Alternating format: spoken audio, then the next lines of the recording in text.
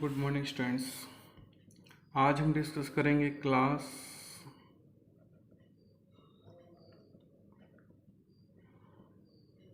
10th maths की exercise 4.1 का second question.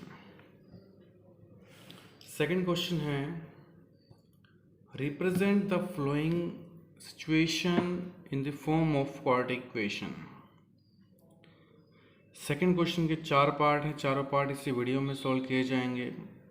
आपको कुछ स्टेटमेंट दे रखी होंगी, सिचुएशन दे रखी होंगी, उसको आपको क्वाड्रेटिक इक्वेशन में सॉल्व करना है, क्वाड्रेटिक इक्वेशन की फॉर्म में लिखना है।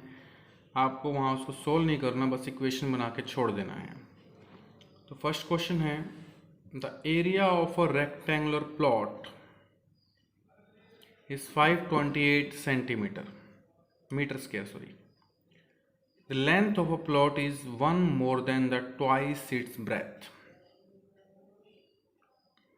जो लेंथ है वो 1 मोर है ब्रेथ के ट्वाइस से, 1 मोर है ब्रेथ के ट्वाइस से। We need to find the length and the breadth of a plot. मान लो लेंथ जो है वो x है, ब्रेथ जो है वो y है। तो कहा था उसने जो लेंथ है वो ब्रेथ के ट्वाइस से एक ज़्यादा है, जो लेंथ है वो ब्रेथ के ट्वाइस से एक ज़्यादा है। तो ये हमारे पास दे रखा है x is equal to y plus 1।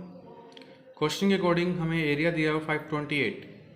Area निकालना और रेक्टेंगल का फॉर्मूला होता है length into breadth is equal है 528। x की वैल्यू ये रख दो यहाँ पे, into y is equal to 528, multiply करो दोनों के साथ, 2y square plus y is equal 528। 528 की तरह के माइनस का हो जाएगा इज इक्वल टू 0। तो ये आपके पास इक्वेशन बन गई 2y square plus y minus 528 equal to 0। It is answer. Second question the product of a two consecutive positive integer is 306। किसी भी दो कंजुगेटिव पॉजिटिव इंटीजर की प्रोडक्ट 306 है। प्रोडक्ट मतलब मल्टीप्लाई करने पर किसी भी दो कंजुगेटिव पॉजिटिव इंटीजर को 306 आता है।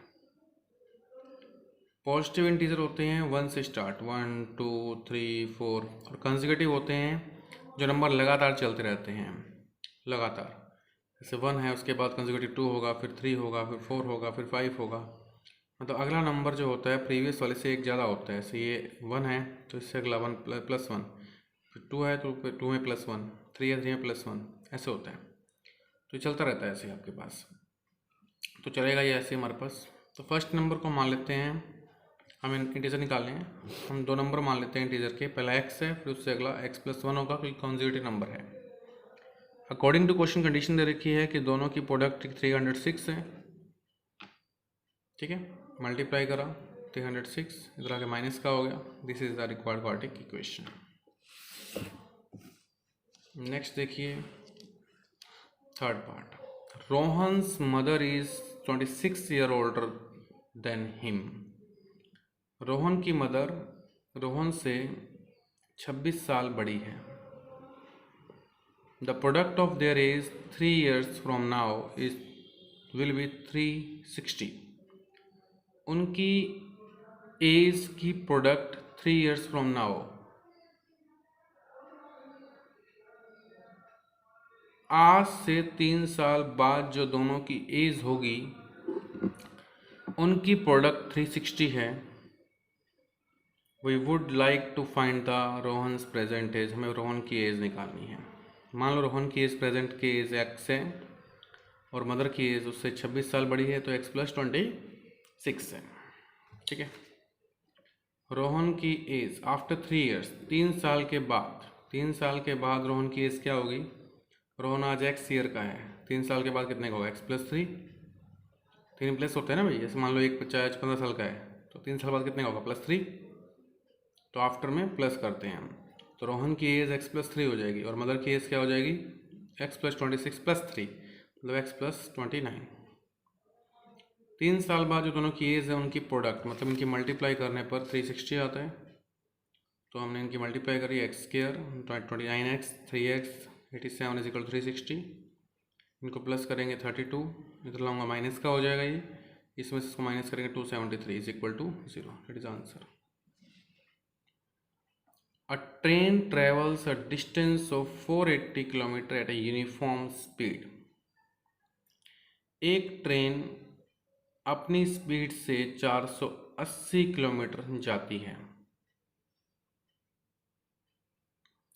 If the speed of a train had been 8 km per hour less, अगर स्पीड को 8 किलोमीटर लेस कर दें तो वो उसी डिस्टेंस को ट्रैवल करने में then it would take 3 hours more to cover the same distance. 3 घंटे फालतू समय लेती है। We need to find the speed of a train, हमें ट्रेन की स्पीड निकालनी है। मान लेते हैं ट्रेन की यूनिफॉर्म स्पीड x है। टाइम निकालने का फॉर्मूला होता है डिस्टेंस अपॉन स्पीड, तो डिस्टेंस 480 है, स्पीड x है, 480/x होगी। स्पीड हमारी कह रहा था कि अगर मैं स्पीड को 8 किलोमीटर पर आवर लेस कर दूं तो x-8 कर दें तो टाइम का फॉर्मूला क्या होगा, टाइम कितना लगेगा, 3 घंटे फालतू लगेंगे। तो टाइम पहले इतना लग रहा था, अब 3 आवर्स मोर लगेंगे। तो जो उनकी डिस्टेंस है, स्पीड है, अगर x-8 हो जाती है तो टाइम ये होगा। ठीक है, तो फॉर्मूला लगता है हमारे पास speed multiply time is equal to distance, है ना। तो स्पीड ये है, टाइम ये है, is equal to distance, multiply करेंगे डिस्टेंस, इन दोनों का एलसीएम लिया, ये बचा, इससे ये कट गया, 24 वहाँ जाके प्लस का हो गया, x वहाँ जाके मल्टीप्लाई होगा, तो इक्वेशन ये आ गई। 3 कॉमन ले सकते हैं, अदरवाइज आप इसको यहाँ पे छोड़ सकते हैं। तो ये आपकी एक्सरसाइज 4.1 फिनिश होती है। ठीक है, थैंक यू।